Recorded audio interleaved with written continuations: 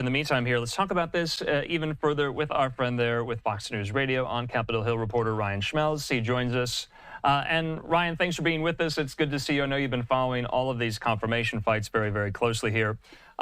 First, though, let's talk about the Hegseth nomination and incoming confirmation. We're expecting this vote on the confirmation sometime tomorrow night, but there were some Republican no's today. Senator Murkowski from Alaska and Collins from Maine, both Republicans. What was the holdup for them? Why are they no's? They're Republicans.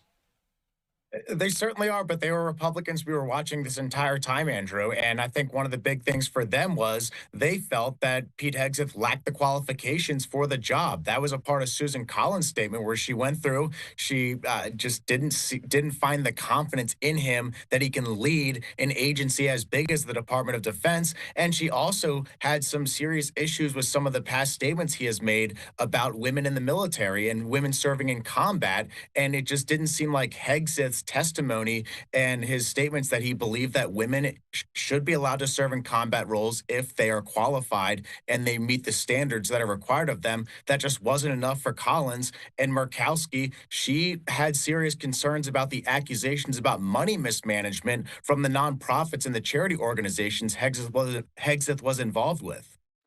So, Ryan, there was also new reporting today. Apparently, Pete Hegseth did confirm to some Republicans on the Senate Armed Services Committee that he did make some type of settlement payment to this female accuser of his back in 2017 to the tune of $50,000. Is that giving any of the Republican senators on the panel pause or no? It's hard to figure that out right now just because this came out within the last hour. A lot of the senators had left for the day. They're back in their offices. So the reaction to that, we haven't really gotten an idea of if that's going to be a concern or if that's going to change anything. But one thing that has stood out over the last couple of hours is that you have somebody like Tom Tillis from North Carolina who seemed like he was on board leading up to today with Hegseth's nomination, but now he's starting to make some statements that make you wonder if he might be a skeptic of supporting Pete Hegseth on the Senate floor if they have the vote tomorrow, because he did say that he would vote for cloture, as in voting for the procedural vote to bring the nomination up to the floor tomorrow. But it didn't seem that he's fully on committed to supporting Hegseth just yet. So I think that might be a concern for some Republicans when it comes to Hegseth's nomination, because if Tillis jumps on board and becomes the third Republican to vote no on Hegseth, that means J.D. Vance has to come to the Senate and vote to break the tie. Okay, lastly on Hegseth, where does McConnell stand?